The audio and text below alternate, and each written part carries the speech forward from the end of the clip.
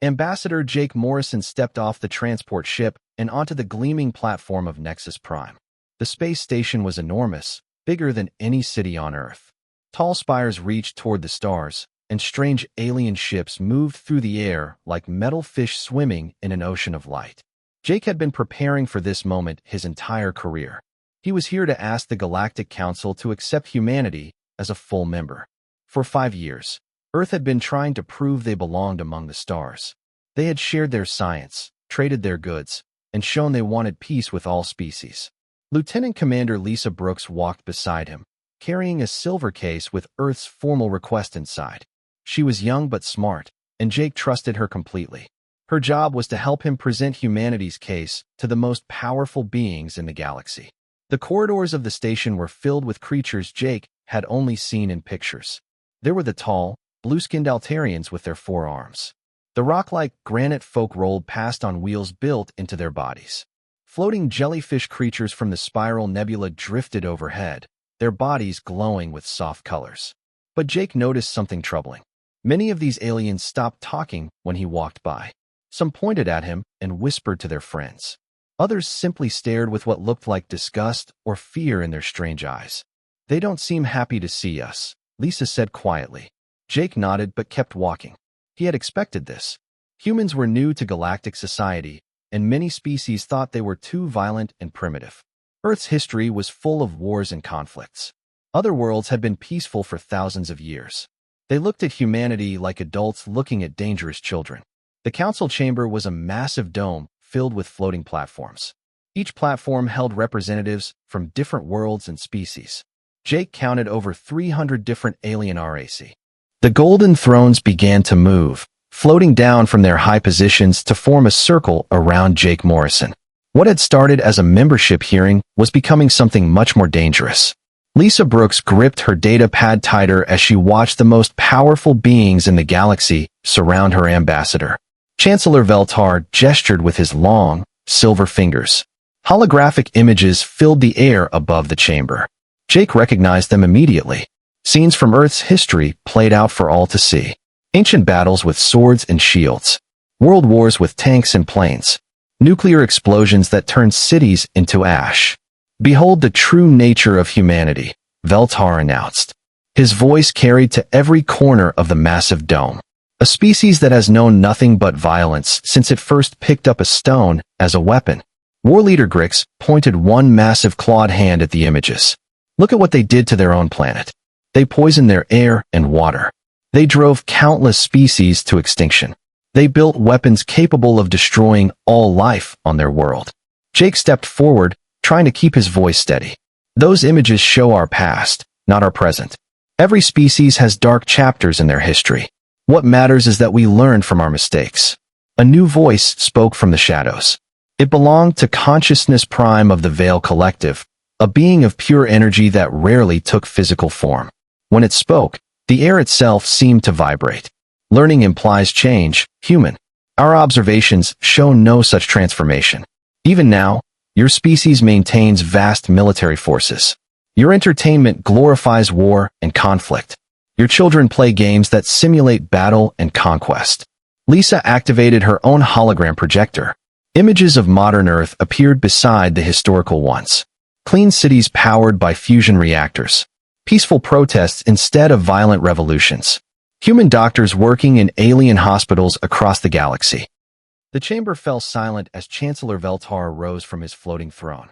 His silver skin gleamed under the dome's lights as he prepared to deliver the verdict that would seal humanity's fate. Jake Morrison stood straight, refusing to show fear even though his heart pounded in his chest.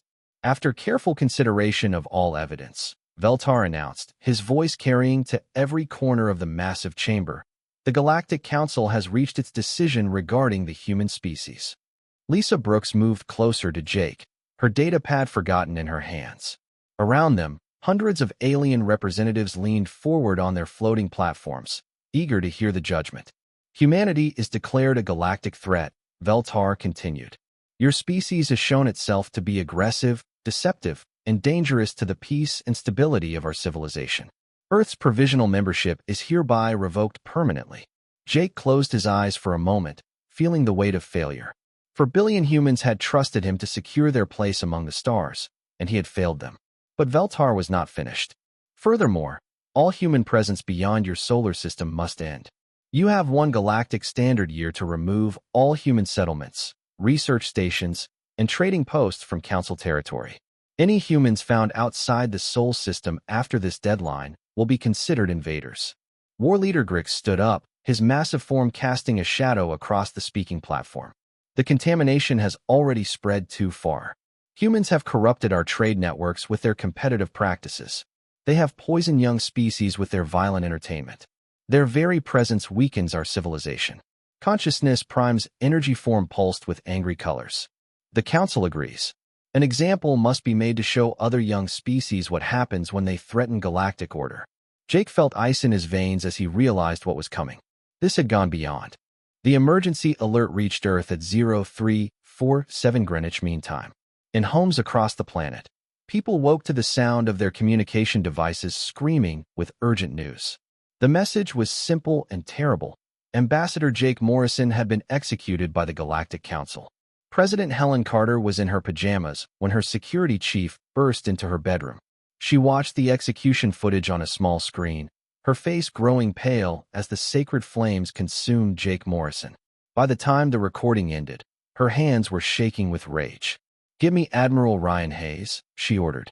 "Wake up every member of the World Council. Cancel all my appointments for the next month." Across the globe, similar scenes played out in the capitals of every nation. Prime ministers and presidents watched their screens in horror. Jake Morrison had not just been Earth's ambassador to the galaxy. He had been a symbol of humanity's hope for a peaceful future among the stars. Within 2 hours, emergency sessions were underway in every major government building on Earth. The footage of Morrison's execution played again and again on news networks. People gathered in the streets, some crying, others shouting with anger. For the first time in decades, all of humanity was united in a single emotion: fury. Admiral Ryan Hayes arrived at the Global Defense Command Center still buttoning his uniform. He had served in Earth's Navy for 30 years, but he had never seen anything like the activity buzzing around him now. Officers ran between computer stations. Communication arrays worked overtime. The massive screens that usually showed peaceful star maps now displayed military deployment plans. "What's our current status?" Hayes asked his operations chief. "All defense fleets are moving to battle readiness," came the reply. "Every ship that can fly is being prepared for immediate deployment. The moon bases are activating their weapons systems. Mars colony is requesting permission to begin." In the darkness between the stars, something stirred. Far beyond Pluto's orbit, where no alien scout had ever traveled, massive shapes began to move. For 15 years, automated construction ships had been building in the cold emptiness of deep space. They had harvested ice from rogue comets and metals from dead asteroids. They had worked in silence, creating humanity's greatest secret. Admiral Maya Rodriguez stood on the bridge of the Retribution, watching as her hidden fleet came to life around her. The flagship was 3 kilometers long, bristling with weapons that could crack planets in half. Its hull was painted black as space itself, making it nearly invisible against the star field. "Fleet status report," Rodriguez ordered. All vessels responding. Her communications officer replied.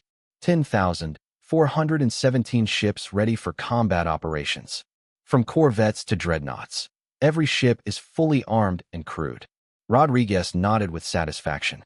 Each ship had been built using technology that the Galactic Council believed was beyond human capability. Antimatter reactors provided unlimited power. Plasma cannons could melt through the strongest alien armor. Most importantly, every vessel was equipped with quantum drives that could move faster than anything in the known galaxy. But Rodriguez's greatest weapon was not her ships or their guns. It was the message that Jake Morrison had recorded before leaving for Nexus Prime. He had known, somehow, that his diplomatic mission might end in disaster. His final words to the galaxy would be delivered not by a dying man, but by humanity's most powerful warship. "Signal all fleet commanders," Rodriguez announced. "Operation Payback begins now." Across 50 star systems, human ships dropped out of hyperspace at exactly the same moment. The coordination was perfect, timed to the second despite the vast distances involved. Alien traffic control stations suddenly found their screens filled with unknown sea. The galaxy burned with the fires of war. 3 months after humanity's surprise attack, the conflict had spread to every corner of known space. The Galactic Council's initial shock had given way to desperate fury as they realized the true scope of the threat they faced. Chancellor Veltar stood in the Emergency Command Center on Nexus Prime, watching reports stream in from hundreds of battle zones. His silver skin had lost its glow, and his elegant features were twisted with rage and fear. The humans had struck at the heart of Zephyrian civilization, destroying trade routes that had existed for thousands of years. "How many worlds have we lost contact with?" he demanded. 47 systems in the last week alone, his aide replied. "Human forces appear without warning, destroy our military installations, and vanish before our reinforcements arrive." War Leader Grix's massive form filled the doorway as he entered the command center. The Kronoth commander's thick armor was scarred from recent battles, and his eyes burned with hatred for the humans who had humiliated his forces. "My fleets have engaged the humans 12 times, Grix reported. "We have destroyed exactly 0 enemy ships. They move faster than our sensors can track them. Their weapons cut through our strongest shields like they were made of paper." But the older species of the galaxy were not defenseless. They had survived for millions of years by adapting to new threats, and they were beginning to adapt to humanity's tactics. The Zephyrians unleashed their reality-warping technology for the first time in centuries. Entire star systems became twisted mazes where the laws of physics operated differently. Human ships that entered these zones found their quantum drives failing as space itself became their enemy. Captain Johnson led a strike force into the Altair system, only to watch helplessly as his ships began moving backward through time. The Zephyrians had turned the battlefield into a temporal trap,